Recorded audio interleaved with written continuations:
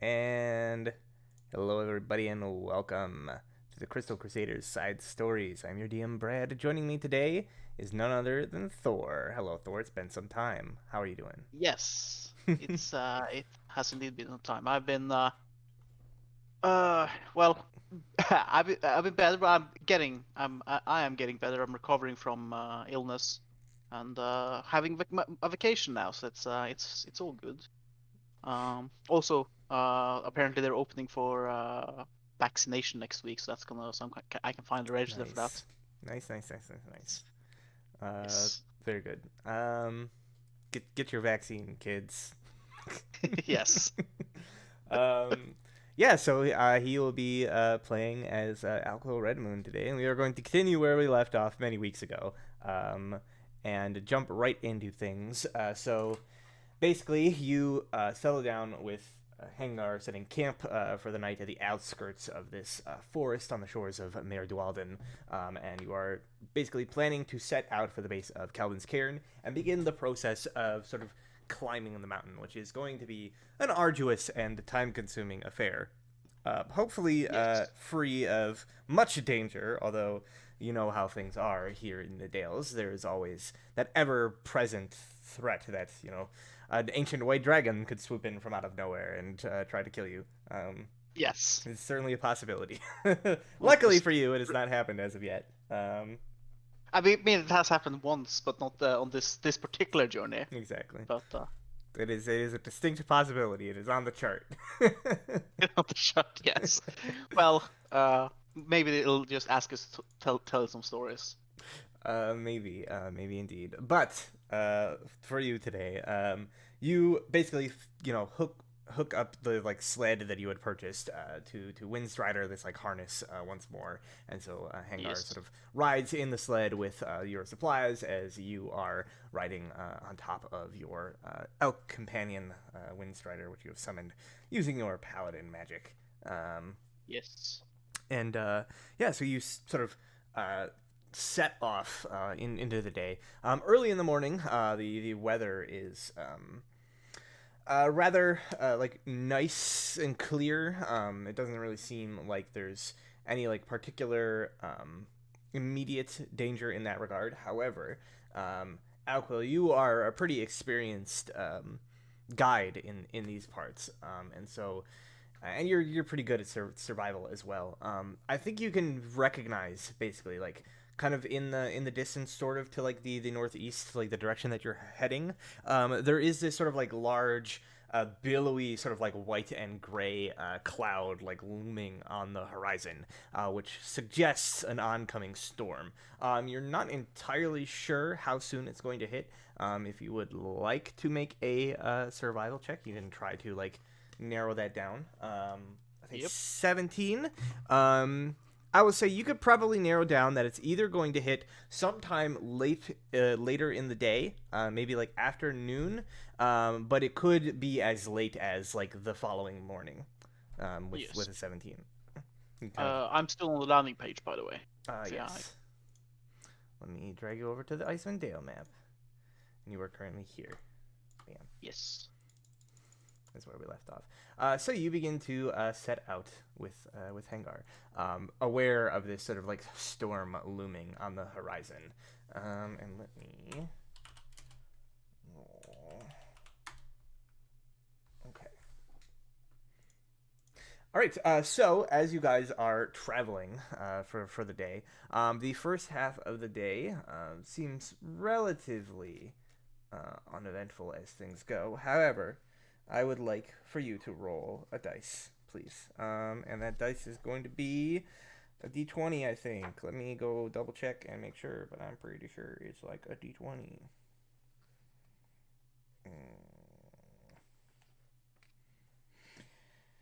Nope, that's not the right page. That's not the right page. One more. Bear with me. Was not entirely ready to go, but here we go. Yes. Yeah, so if you could roll for me, it is actually a d8. 8. Yes. Oh yes, I remember rolled once and 8 last time we did this. Okay. So with a 6, I need you to roll for me two things. Well, three things actually. I need you to roll me a d4 twice. Okay, one and two. And then I need you to roll me 2d20. Okay, seven and six. So, morning and afternoon, and then seven. Perfect. Okay, cool. So, with that roll, as you are, um, oh, actually, can you roll me another d20, d20 for each of those? So basically, like another two d20, correlating to. Okay. Um, one's total is higher. Okay. So the first thing I can tell you is that the first sort of early morning of the day passes by mostly uneventfully. However, as you sort of predicted with your roll, towards the early afternoon, as kind of it's getting past the midday, you begin to like feel the winds picking up and snow beginning to fall as a blizzard is beginning to like descend upon your area. Now you would know basically that traveling in a blizzard is well a particularly dangerous affair often. Not usually, if you're well prepared, it's not usually like life threatening per se, but it becomes very difficult to kind of tell where you're going. I will say basically like it's probably going to last a few hours. You can't hear anything beyond 100 feet, and obviously ranged weapon attacks, if you make any, are at disadvantage. You also have disadvantage on wisdom perception checks that rely on hearing. The wind is going to extinguish open flames, disperse fog, and erase tracks in the snow. It makes flying by non magical means nearly impossible. A creature that is flying falls at the end of its turn if it is flying by non magical means. Visibility is reduced to a mere 30 feet. Beyond that, you cannot see anything but the billowing white snow. And if you do not have eye protection, such as like goggles or like a basically like something sort of visor in front of your eyes, you actually have disadvantage on wisdom perception checks for sight as well.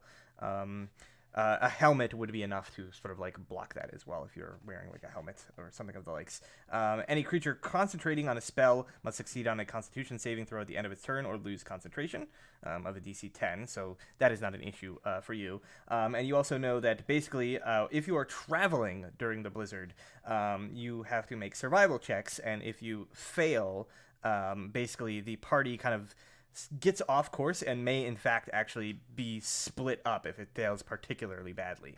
And then you Yeah. will have to like waste time basically reuniting with one another. So it's a pretty difficult thing to like navigate during a blizzard. But you're like Yes. prepared for most of the occurrences. Yeah. I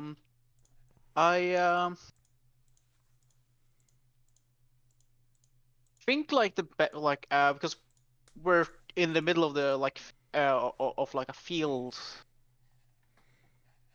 Maybe it's better. Well, I guess Windstrider would be cold, but like it would be better to like kind of wait out the blizzard instead of continuing to travel and risk like getting lost or off track and such. Um, maybe like dig like a um ice cave. No, a snow cave. I mean. Mm-hmm. Yeah, I mean that would definitely be like as far as your experience, like that is definitely like the absolutely 100% like safe move to make here. Obviously, Yeah. you're going to lose like an uncertain amount of time waiting out the storm, which Yeah, might but set you it's back, but it will prevent you from like getting lost and wasting time that way and wasting like rations and supplies and all that, and also prevent you from. Although because you know you are on Windstrider with the sled attached, there's not really much of a risk of like you becoming separated from Hengar. But if you were traveling in a larger group, that would definitely be a possibility. yeah, but it would be risking us getting off track and then thus losing time for having to like traverse somebody else. So but like that's lose that time versus the time of however long Yeah, this it's sort blizzard's of gonna it's last. it's a gamble, right? Whether or not like the blizzard is going to last more time than you would lose by getting lost, or vice versa. Yeah. Mm, I don't have any idea how long these blizzards tend to last, or is it Um, very varied? it's there's a little bit of variance. They typically last anywhere between 2 to 8 hours. One might say it Anything is a roll of two d4s. 2d4s. Ah, yes, I see.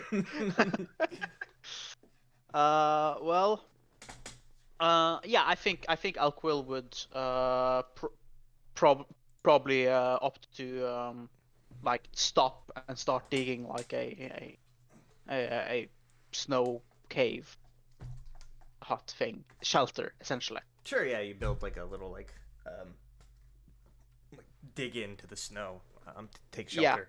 Um, yeah. Yeah, Hangar will assist you with that, seeing as you are stopping in the midst of this blizzard.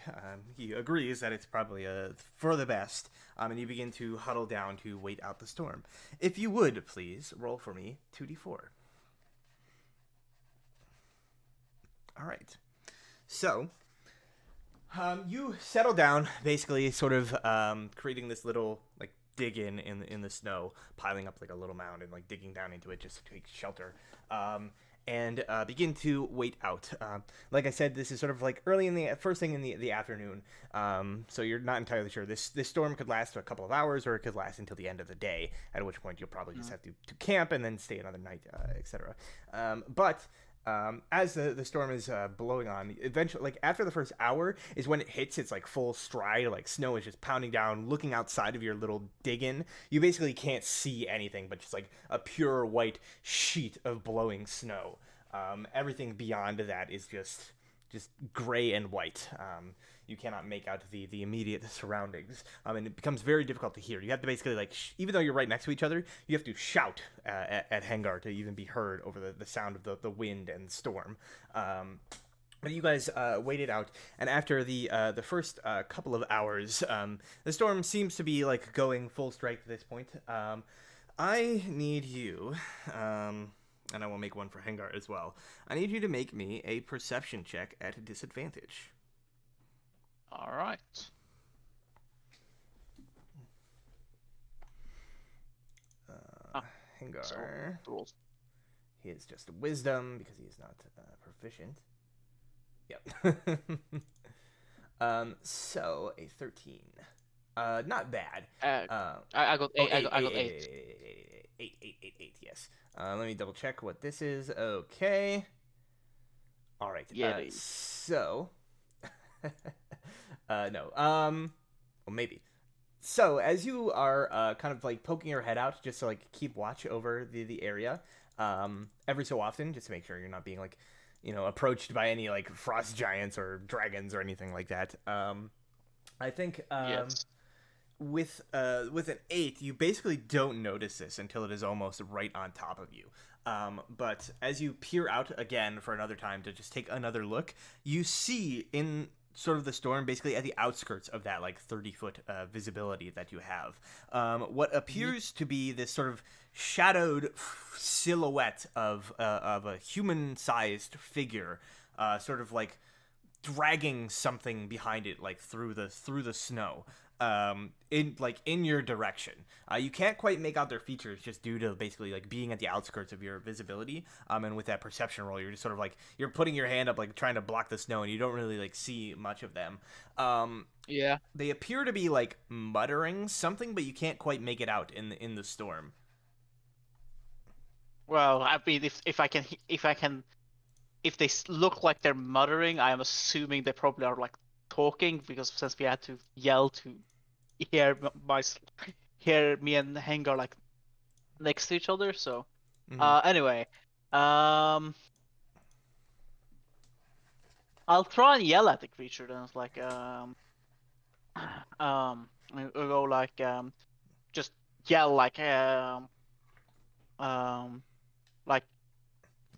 hello, or like yell hello, or try to get their attention.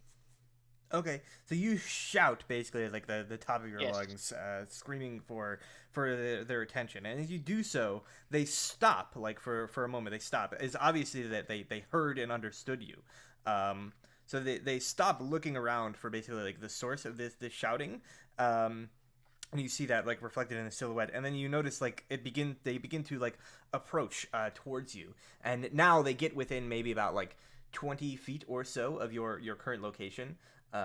And you and Hengar are kind of like inside the thing. Windstrider's like outside, like behind this little dig-in. They get to within like about 20 feet of you when you begin to notice some more of their form. You see what appears to be a human figure.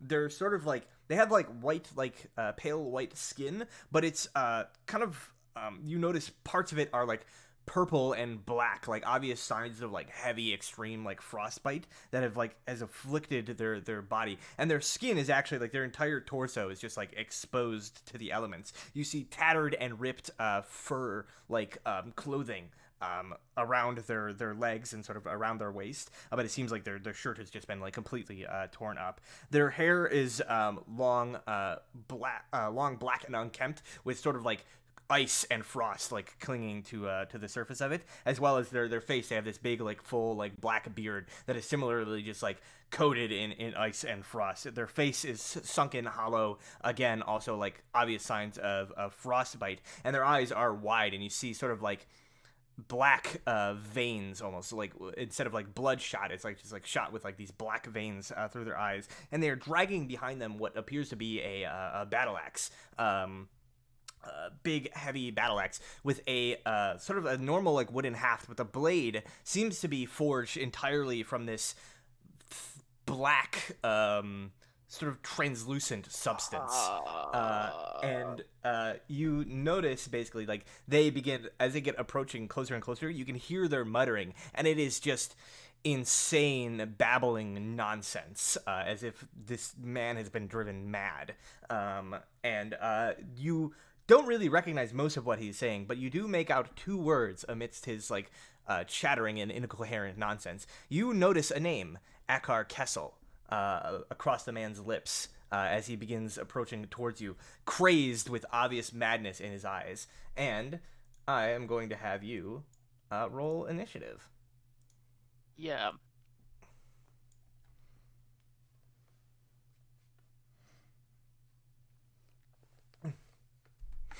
All right. I'll roll for him and for Hengar. Bam.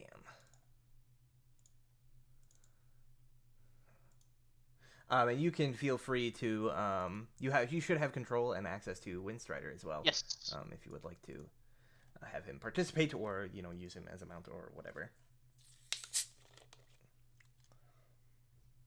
Go.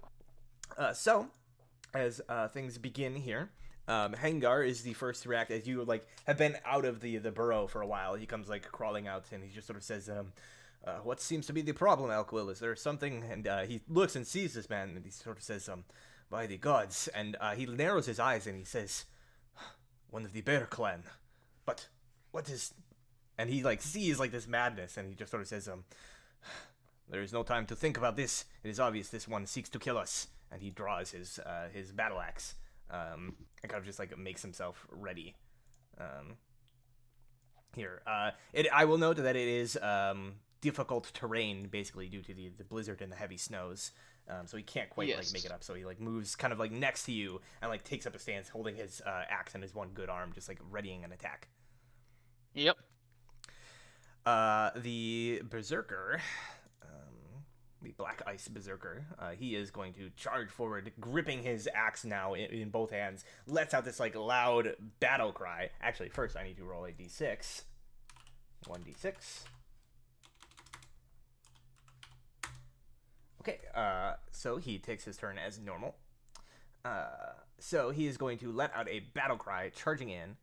And I believe I said he was within 20 feet of you. Yes, so he should be here.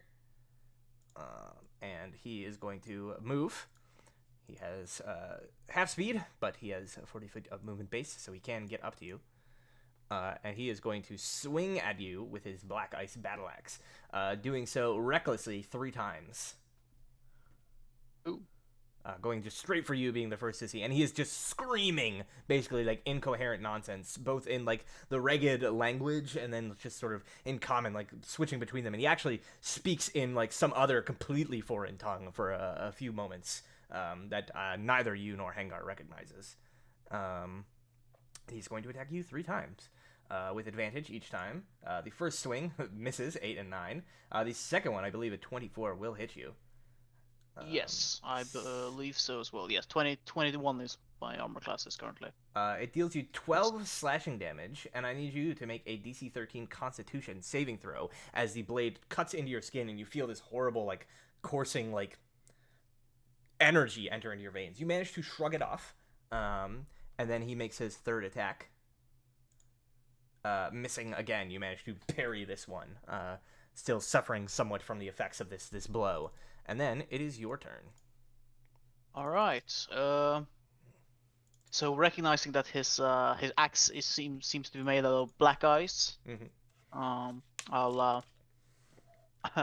I'll uh hang yeah Hanger might not remember. It's like I'll just shout out as as I points kind of towards the axis like it's made of black ice.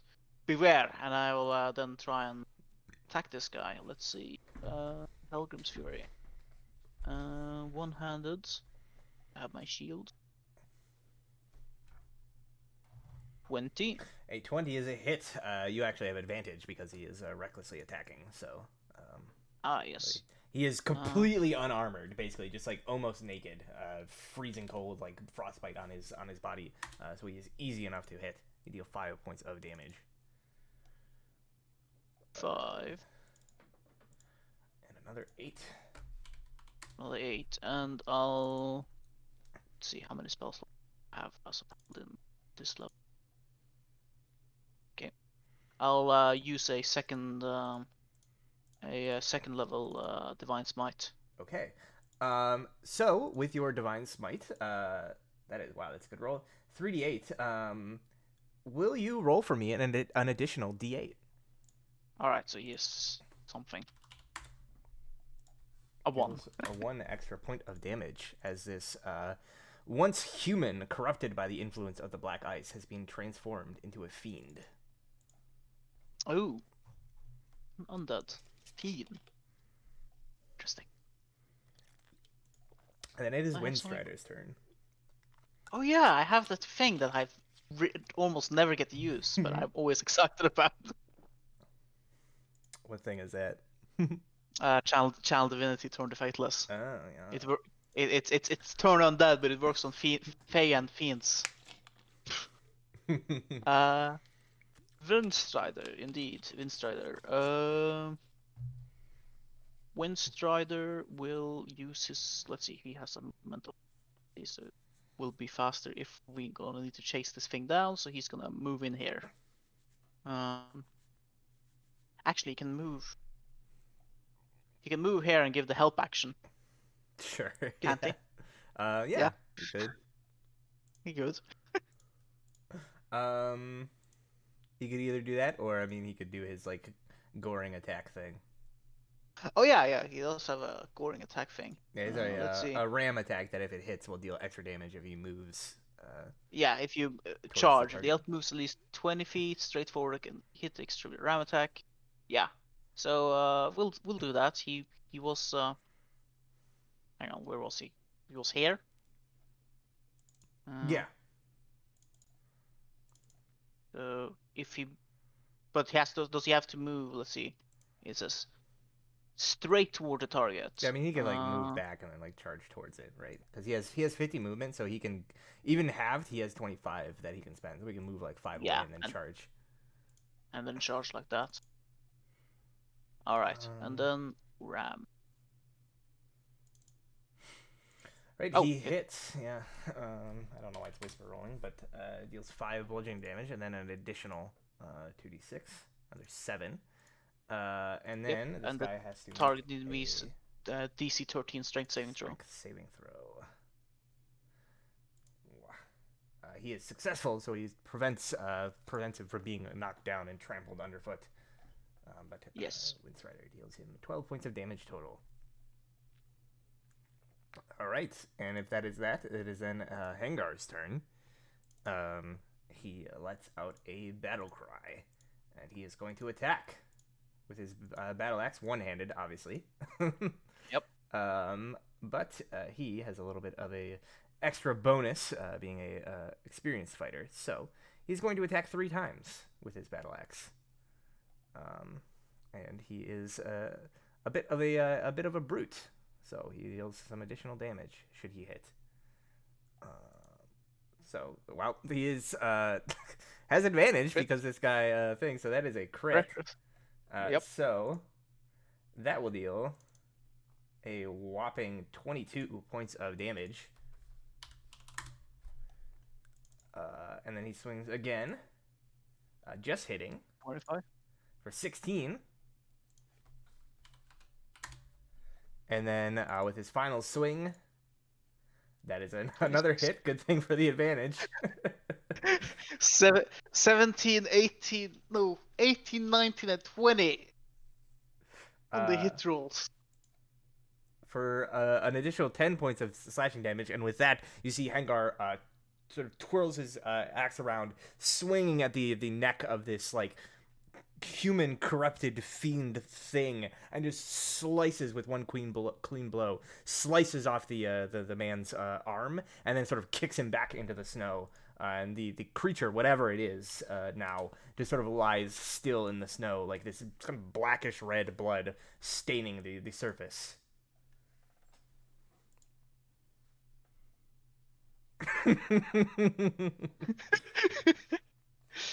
Yeah, it's such a thing that I when I first saw that ability, it's like, oh, that's so cool. But it's like, yeah, it's never used. Maybe one day you'll get a chance to Maybe use it. one day. One day. One day I will turn But with that, reckless. you have successfully fended off this mysterious attacker. Not exactly sure where it came from, or what exactly it was, other than the fact that it was at one point in time probably one of the Regedmen of the Bear Clan. However, something about this black ice battle axe corrupted his form beyond human recognition. Um, Yep. which Lay on is hands, I'll heal myself 12. So which I'm back is to max. a bit of a new thing for you, as far as you're concerned. Black Ice was never able to do something like that back in the day. So No, it only what it used to do was just make people worse.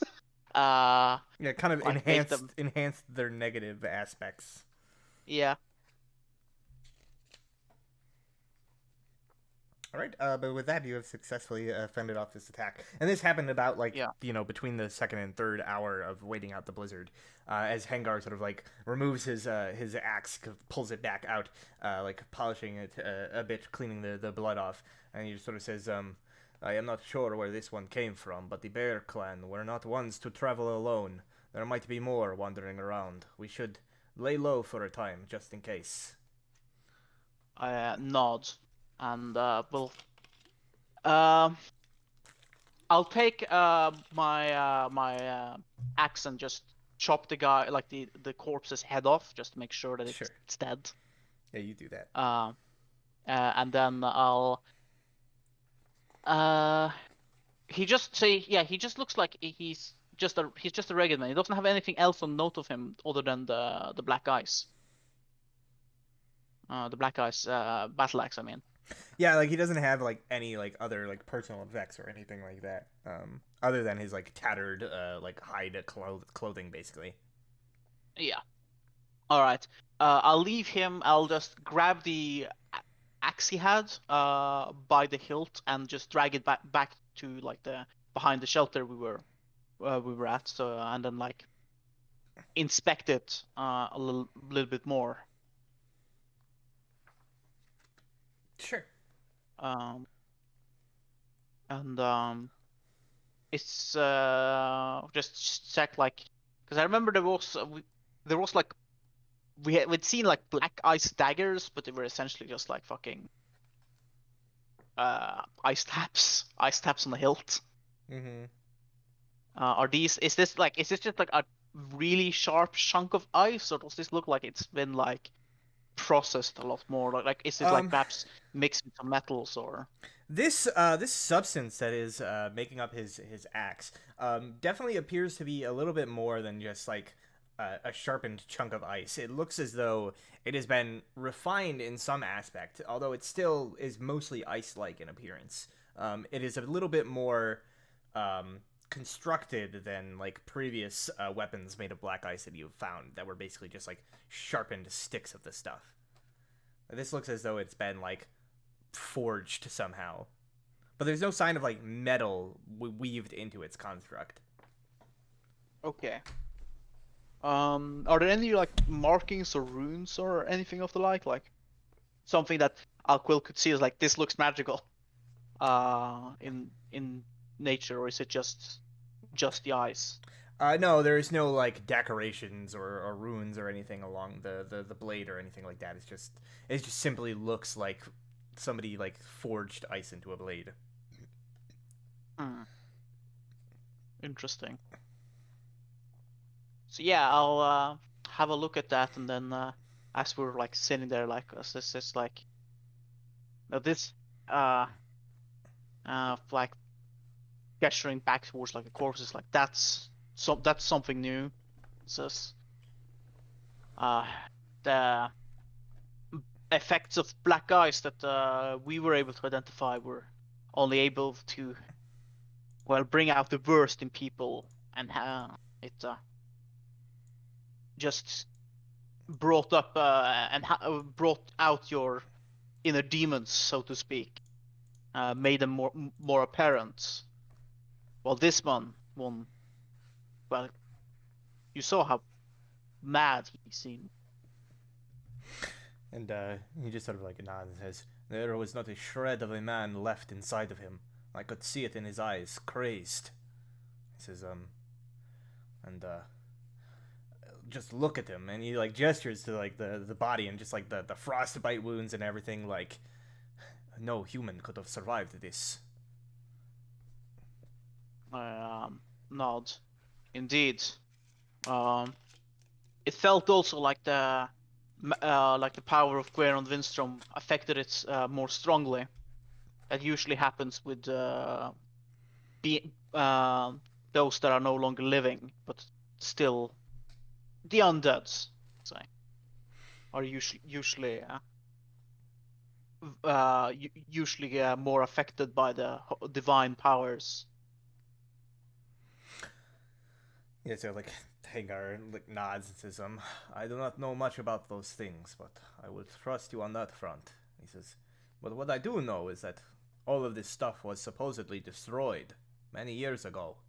So how has it come to return to this place? Oh, I says yes, that is a excellent question. But one that has a very simple answer, I believe. It says, after all, the original creator of Black Ice wasn't. While we destroyed all the Black Ice that was found in the Dwarven Valley, the original creator of Black Ice managed to escape up into the frozen wastes up north, the sea of moving ice. Akar Kessel still, well, I hesitate to say lives. He's an undead now, but Akar Kessel is still active, and he's seemingly working with the giants. We noticed several of the frost giants had items of that was made out of black ice as well. He sort of like, kind of like, looks down at the body and kind of at the ice battle axe, and he sort of says, I see. That could perhaps explain why this stuff looks a little bit more refined than it did in the past. The frost giants are quite Indeed. skilled at creating things out of ice. Oh, I'll nod. Yeah. Uh, I imagine he struck some sort of deal with the giants. Though why it's ended up in the hands of a bear clansman, sort of shrugs. So, yeah, bear tribe. Well, Rengar at the very least was working with the stone giants. Perhaps Akar Kessel is. I thought Akar Kessel was only working um, with the frost giants, but perhaps he's working with several of the giant kind. Rengar did allude to having a master. Hagar sort of nods and says, "Whatever this is, it bodes ill for the Dales. Is it? Should this allowed to be continued unchecked?"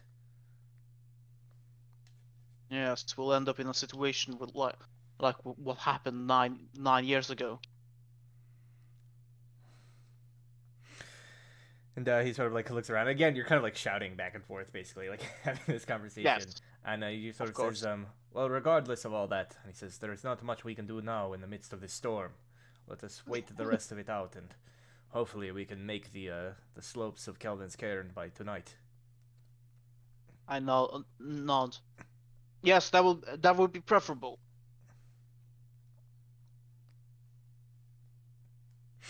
All right. So I assume you return basically to your little dig in. Um, Yep. and wait out the remainder of the storm, which in total takes 4 hours to sort of blow over before it subsides. And so you still do have basically like the sort of like last couple of hours to travel. Which you theorize with the help of Windstrider and your sled should basically be just enough to see you to the basically like the base of Kelvin's Cairn. Um, so you begin to travel that way. Um, Yes. and the blizzard does subside, and as you arrive, basically, it's nearing nightfall. You notice that up ahead, there seems to be very barely visible as you're approaching. There seems to be some sort of like campsite or something that has been set up at the base of the mountain up ahead, as far as you can tell, in sort of in the direction that you're traveling. Okay. Well, we were looking for any signs of like anyone living around here or being around here. Uh, cut tree sort of like. Campsite is a good first step. Could be goblins, could be regeds, could be literally anything. But um, yeah. As I say as much to Rengar, so it's like point out the campsite if he hasn't seen it already. Says like we should check it out, and says perhaps it would be if we are extremely lucky, then it will point us towards Bildrug Flamebeard. Um, or at worst, it's belonging to some cretins here in the mountains, but could be supplies nonetheless. He sort of nods and he says, "It could also be an old camp, the ill-fated startup of a adventuring team looking to explore the mountain." I said, "You should approach with That caution." Um, I nod that it could be as well, and cautiously approach. all right. So as you get closer, you can Mhm. see that there are what appears to be two tents pitched in the snow near an icy outcropping that would act as a natural windbreaker. Between the tents, you notice there is an overturned sled, and as you get closer, you begin to hear the sort of whimpering sound of what appears to be five dogs, barely alive, sort of like obviously like quite malnourished and hungry looking, like whimpering basically like beneath the sled, harnessed to it as though they were like a team of sled dogs, and their like owners have like disappeared basically, and they've been stuck here. Oh shit. Um. Well, I'll approach. Though I will be. I'll start like getting Windstrider to like pick up the pace a little bit, but Hmm. still also keep an eye out for us, like if this is some kind of ambush or the like. Sure. Um, Make a perception check for me as you approach a bit closer. All right. 20. With a 20, you scan around. You do not see any like obvious signs that this is like a an ambush or a setup or anything. As you get closer, you see like the dogs take notice of you and begin like barking like howling madly. Although it doesn't seem like you're like pretty decent with animals. It doesn't seem like there's like aggression behind it. Like they're just like barking because they're hungry and they see somebody like who could like remedy that situation maybe, and they're just like Yes. desperate. You see, to be like How how let free. how many dogs are there? There are five in total. Although the harness, there is a sixth like uh, spot basically for like a dog to be harnessed in, but it is like torn as if one of them escaped. Okay. Well, I will get off of Windstrider and go to the sled, and I'll get out some rations out of the 30 rations we brought with us.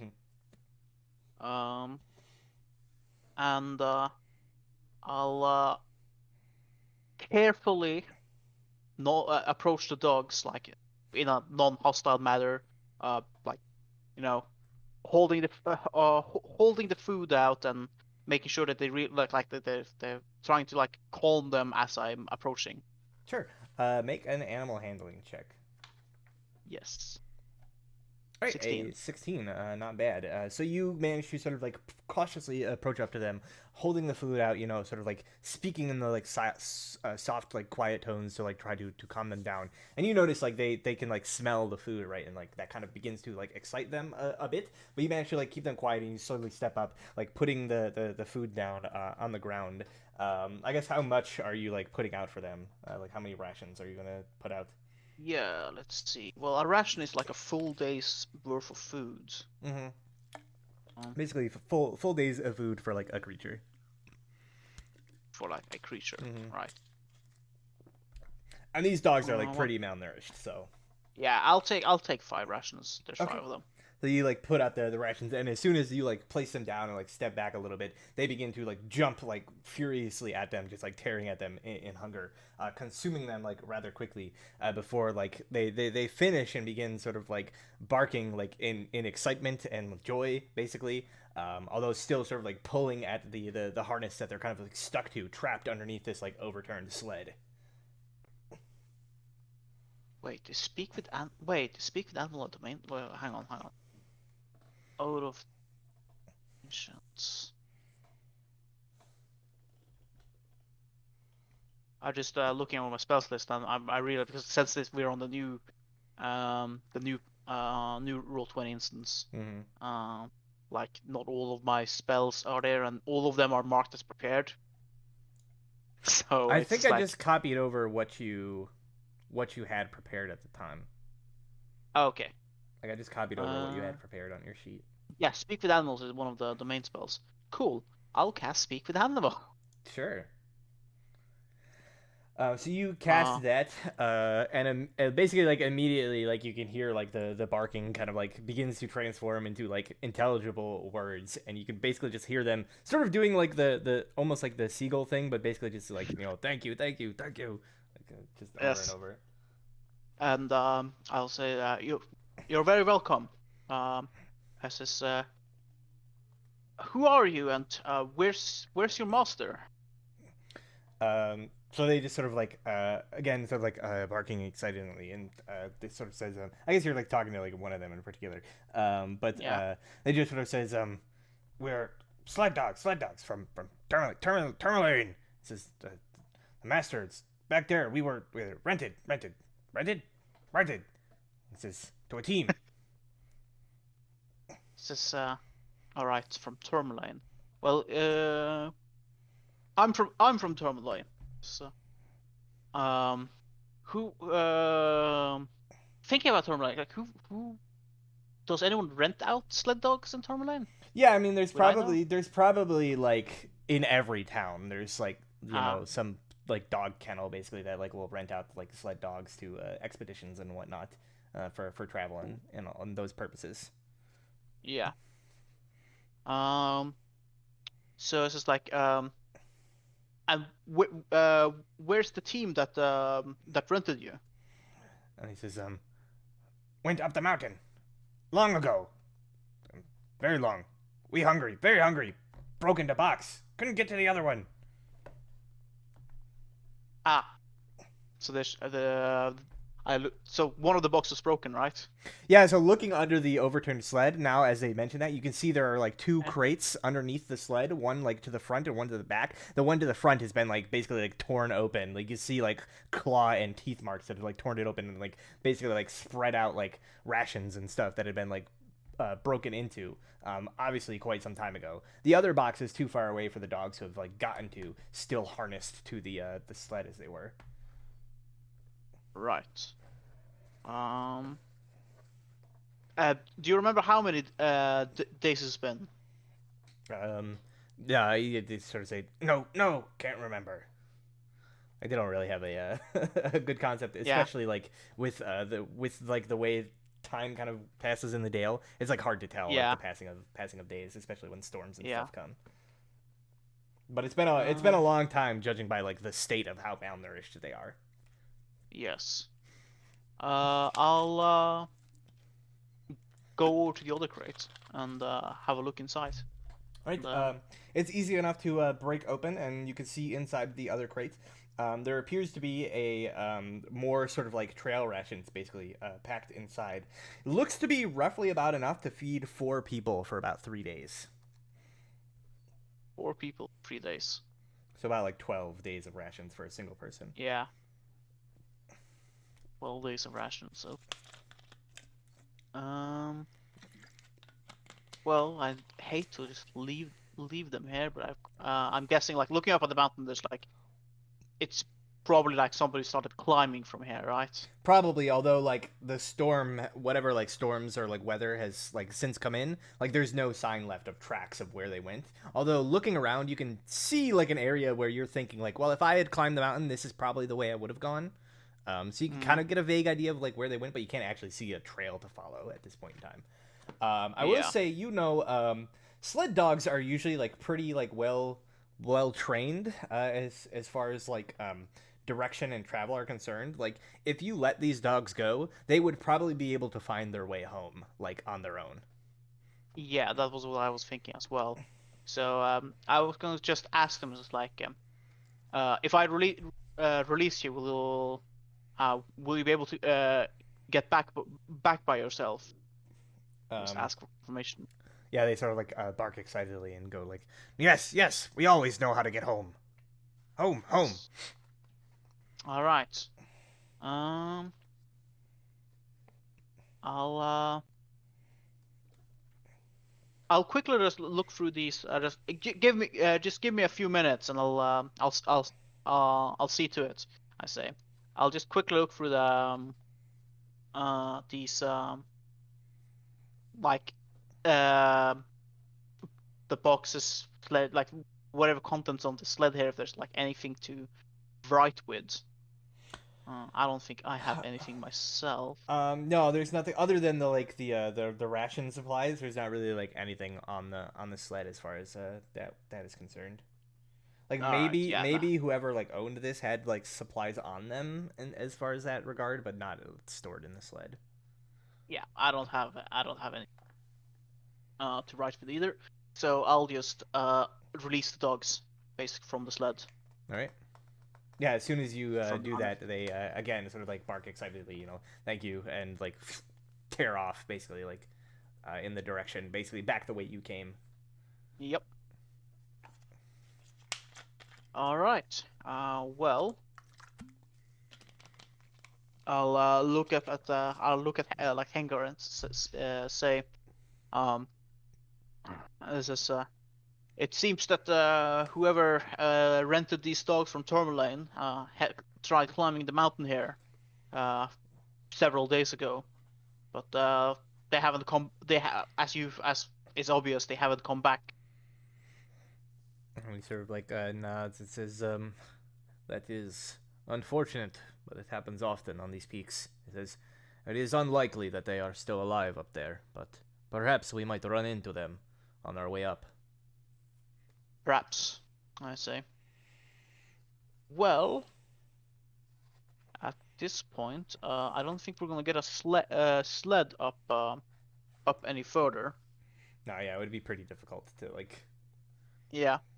So I will imagine we'll leave the sled here, and I will take like unfasten Windstrider from the sled, Hmm. and we'll tell Windstrider, I says, you go take care of yourself, buddy. There is still where is it? I have put some. Is it hay? Or what are they? Uh, feed. That's what they call it. Yes. There is some feed. There's some feed here on the sled for you. Says so if nothing else helps, you can just take it from here. Um, That's if true. I end up needing you urgently somewhere else, I will call for you. Okay. I mean, yeah, you would know basically. Like, you can basically just like cause Windstrider to just like poof, basically as an action, and then like summon him again with the spell. Uh, Yes, I know. Elsewhere. I'm just saying you don't have to leave him. I mean, you can, but yeah, you don't have to. You don't have to do that. But yeah. So you like he sort of like nods, uh, and sort of says, I will be awaiting your call. And sort of Yes. nuzzles up against you with his Yep. warm elk fur. Well, I'll give him. I'll pat him and such. Give him some feed and put it there available. Now I guess read the rest of the rations. Let's see, what is it that I have on the sledge that I'm gonna have to bring with me?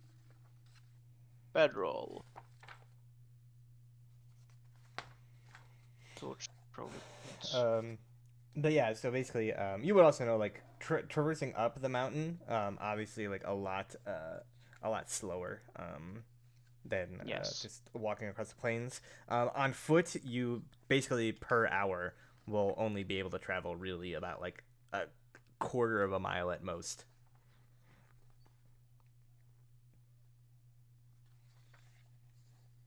Yes. But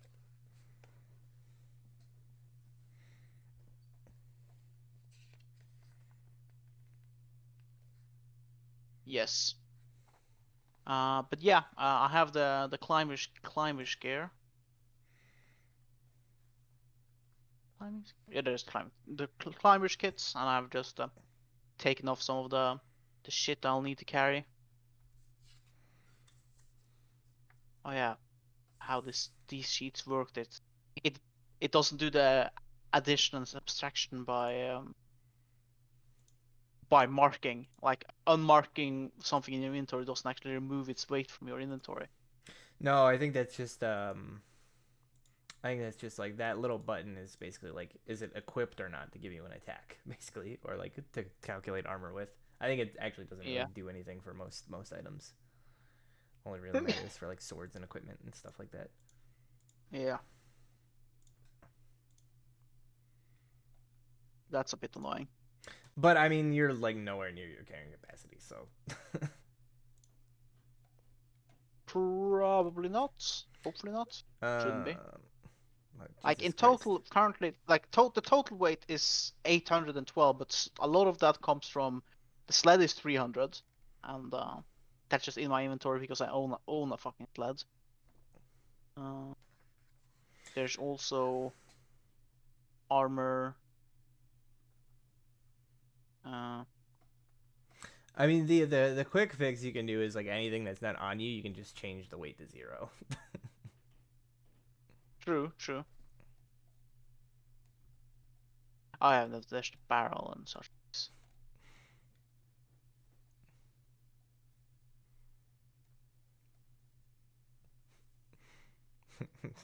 Just carrying around a 300-pound sled, no big deal, easy, easy clap. Easy. Shovel. Stone. I mean, even if you are over capacity, like Hangar can carry like other stuff too. So I don't think we really have to Yeah. like worry too much about. Yeah, I'll fix this later. I'll fix it Yeah. later. Uh, but yeah, so I'll offer Hangar the climber's kit.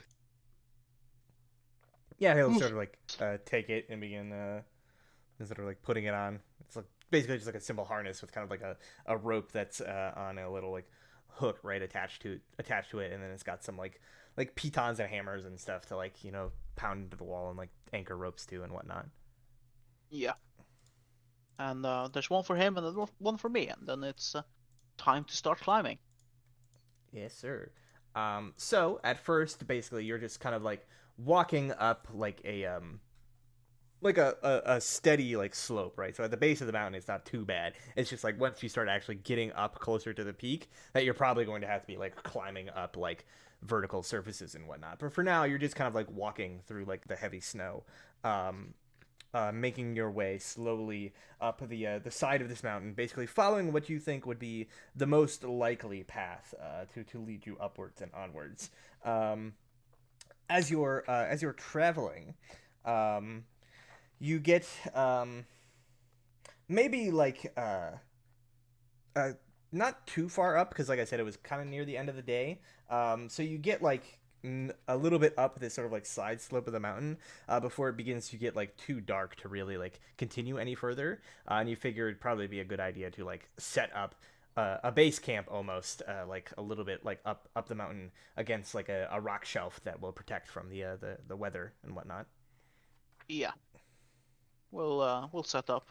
I have a tent and whatnot. Sure thing. Yeah, so you set up a quick like camp, um, and I will just say that what was your other thing that you rolled? What other thing? The other d20 that you rolled All right, long the other ago. D20 arrow.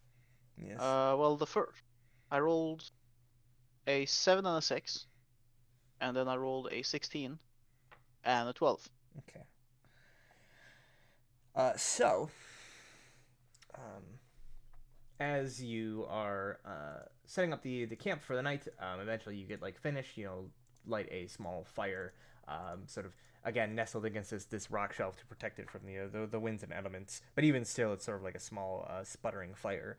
Um, as you are packing down, you begin to sort of divvy up, like you begin like taking watches basically into the night, just in case anything approaches you on the slopes of this mountain.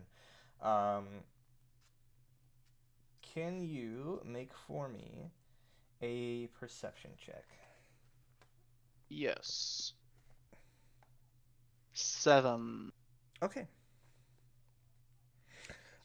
You do not notice anything strange or untoward during your watch, as you're kind of like keeping an eye out for things, and eventually it comes time to wake up Hengar, and he goes to take his watch. And I will say that from that point onwards, the rest of the night passes uneventfully. Oh, no trip to Goblin Town. The snow goblins. Good old snow goblins. Um, Yes. yes, and you managed to successfully complete a long rest. Yay, I get back my lay of hands And and nothing spell terrible slots. happens, probably, And nothing terrible happens. Presumably. presumably. All So right. it's remaining. Yes. So yes, you set out once more again in the morning. I think we'll go Mm-hmm. for a little bit more here, and as you are traveling, you get further and further, sort of up the mountain shelf again, making very slow progress through like the heavy snow, and kind of trudging through this area. Obviously, it gets kind of like steeper and steeper as you like ascend the mountain more and more, and eventually, you get to a point where ahead of you, through like the howling wind and blowing snow and the slippery ice of the climb, you see what appears to be this large rock formation, basically like in your path that you'll have to like traverse around, basically. But you notice that on top, perched on top of this rock formation, you see four rather large mountain goats that are sort of like just standing there, sort of like in passing, maybe like resting or something of the likes. Fucking goats. Fucking goats, man. Right. Cool. hmm Uh, they're just go. Do they look like they're like? Do we have to pass by them, or do we just Um, like just? yeah. So based on what you see, like you'll have to go around the rock formation that they're perched on. Now, I mean, you would know that like mountain goats are usually like relatively indifferent creatures. So long as you do not like approach them with like open hostility, they're probably not going to retaliate in any way.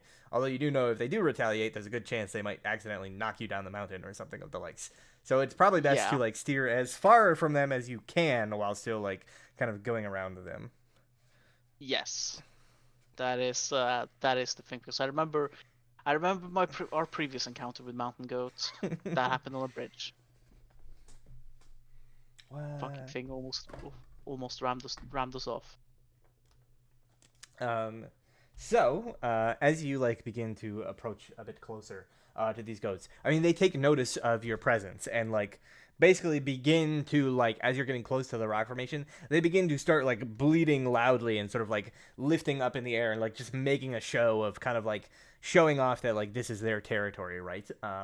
But like as long as you don't approach like too close to them or make any like obviously aggressive moves, they kind of just make that show of scaring you off and allow you to Yep. like skirt by slowly but surely until you reach the other side of this rock formation. Cool. That's that's good. Don't wanna don't wa- don't need to fight don't need to fight fucking goats right now. Not don't really want to either. So yeah, we'll just carefully make our way around them, making sure not to aggravate them, Yes, and indeed. continue on our way. Indeed. So as you continue on, let me just drag this out just in case I need it for something. Just in case. There he is. Oh, he's big. Smaller, please. Right, you and Hangar. So as you are making your way, you make it past there, and eventually you're now like a few hundred feet up into the mountain proper, kind of like traveling along like narrow ledges of packed snow between basically like these massive spans of like white expanses that are between these like shelves where you can occasionally like make upward progress. And you come basically to one of these like glistening white expanses of packed snow and begin making your way sort of like carefully across it. You and Hangar both sort of slowly trudging through the heavy snow, crunching loudly under your feet as it is quite heavily packed. And as you get about like halfway across it, Alquil, you hear from further up the mountain a sound like a loud cracking noise. And then suddenly there's this low sort of like building rumble, and the ground begins to like shake. And you begin to see what appears to be like this like slight like mist or fog or something like building further up the mountain and like descending closer and closer to you. And you come to the sudden realization that something somewhere has triggered an avalanche and you are currently in its path. So I'm going to need you to roll initiative. Looks like. Huh.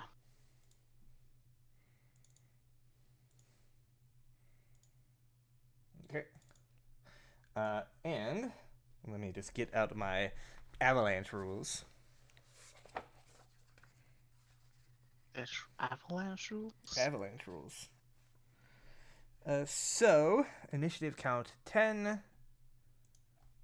avalanche.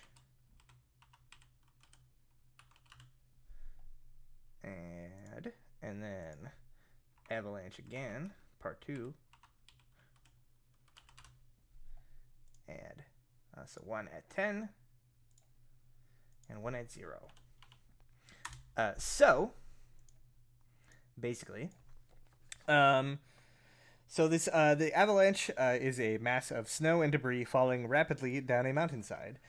This one in particular, as you look up, appears to be about 200 feet wide, 100 feet long, and 30 feet tall.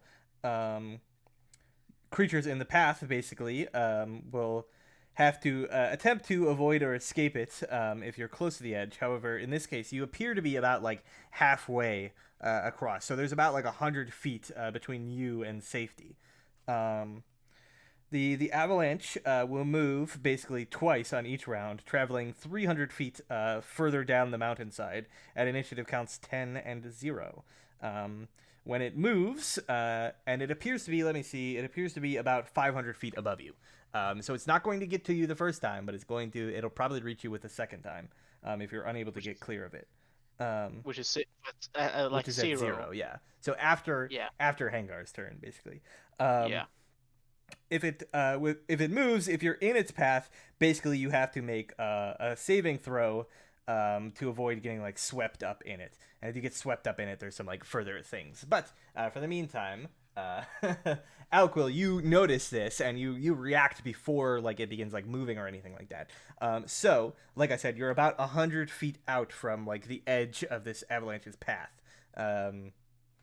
What do you do? And are we climbing, or do I have ability to run You at this you point? are currently basically traversing an area between two ledges. So like you were on one ledge, you're traversing across this like open area to like get to another ledge. So you're not climbing up, you were like going sideways across this area. So you can still like run like sideways. But it is like heavy, deep snow, so it is difficult terrain if you are just like running across it. Yeah. So it's 100. What was it? 100 and It is 100 feet exactly, basically, to get to the next ledge and out of and basically like hide underneath that ledge to prevent like so the avalanche just goes over you. uh. Shit. Uh,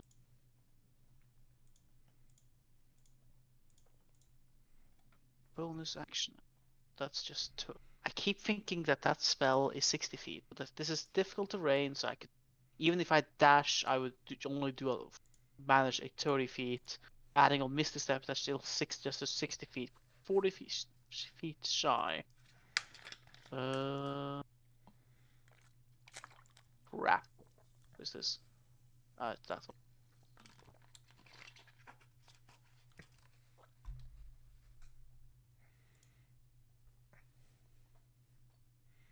Well, let's see. Ensnaring. Ensnaring strike yourself so you can't get swept away. Yes. I mean, can I? Would that work? um,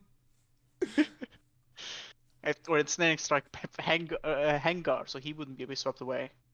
I get like theoretically, I guess that would work. Although it would probably just instead of getting like swept away, they would still get like covered in the avalanche and like buried where they are. They just wouldn't get like swept some random distance down the mountain, so you would still know sort of where they are. Yeah. It'd make it easier to Uh, locate them when they're inevitably buried under the snow. yep. Because I mean,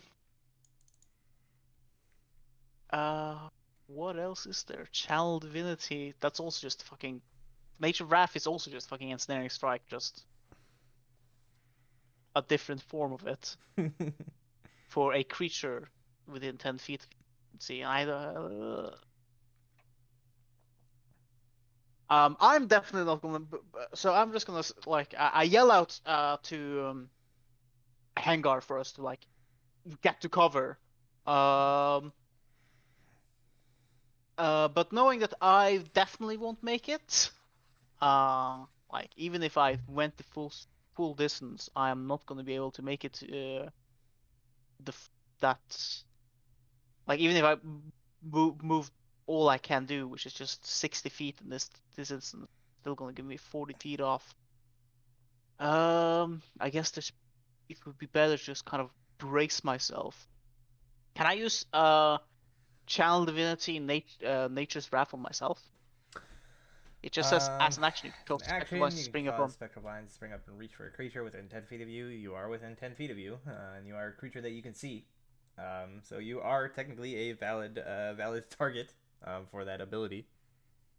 All right. Would that route be in place, or would that just because it Uh, does restrain me, but it's a spectral restrained, vines. restrained by the vines. Um, I would say that probably in this case, like if you um let's just say theoretically there was some sort of strength save involved to like avoid being like pulled avoid being like crushed by the avalanche. If you were successful on that strength save, the vines would keep you in place. If you failed that strength save, you would be swept along. Normally you are swept along regardless, like the success or failure just determines how much damage you take. In this case, if you were rooted by these vines, if you succeed, you wouldn't be swept along. All right. Well, yes, I will do that then. I will use Nature's Wrath to root myself. Very well. I will say in this case you can opt to fail the save. I will opt to fail the save, because I'm pretty sure I'm gonna succeed it otherwise. Well, yeah, with your massive bonus to every saving throw. And so yeah, Yes. you basically call forth Gueron, and these like spectral vines reach out of the ground in the snow, grabbing onto you and like just like kind of like almost putting you in like a stranglehold, just like keeping you steady. Um, the avalanche then immediately begins rolling down, and you can see the buildup of like snow and ice, basically like rapidly down the mountain, and it now moves 300 feet closer, so it's now 200 feet above you.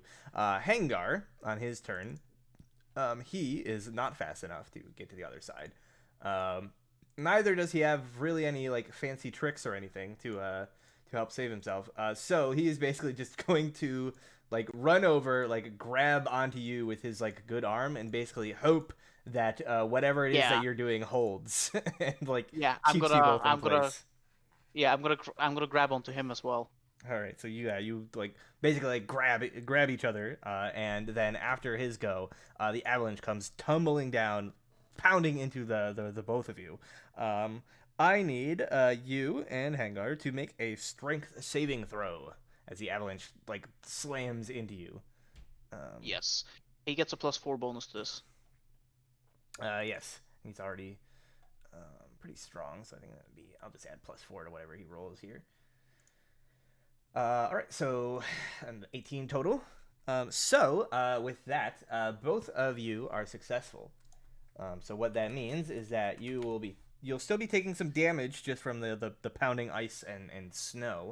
But you only take half of that, so you only take 3 points of bludgeoning damage, and your channel divinity manages to like hold you in place barely against the pummeling snow, and basically so like on the next round the snow travels past you, and you manage to like maintain your place on the mountain. You are not swept away by the avalanche, but you have expended with your use of your channel divinity in so doing. Yep.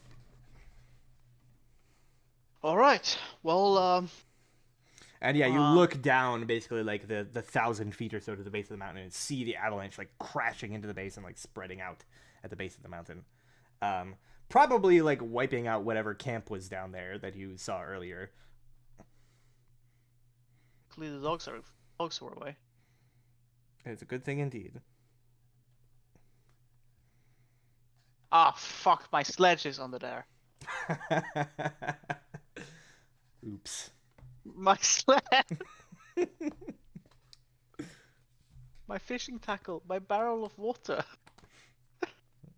the wooden coffer of vampire stuff. Oh no. Yeah, so I guess you like brush yourselves off from the snow and ice, and Hangar sort of says, well, that was a bit too close for comfort. It is a good thing that we avoided being swept all the way back down to the bottom. That would have been really inconvenient. Yes. To not to say potentially deadly. Um. and says, "But what was that sound? Did you hear it?" And he sort of says, I heard a loud cracking noise, like thunder going off or something of the likes further up the mountain, but I cannot say for sure what it was. Could have been Yeah. anything. Yes. Though, well, I don't make a habit of climbing mountains, but to me at least, that didn't sound quite natural. But let's continue and be on our guard. Yeah, so he nods, and as you push further along, um, following the path. Eventually, you kind of like loop around and you begin kind of climbing further and further up.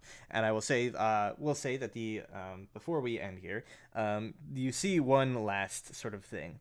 Um, Mhm. you reach this section of this like steep, snow-covered incline that is dotted with jagged rocks, basically creating these like ledges that you can like slowly traverse your way up as you climb higher up the mountain.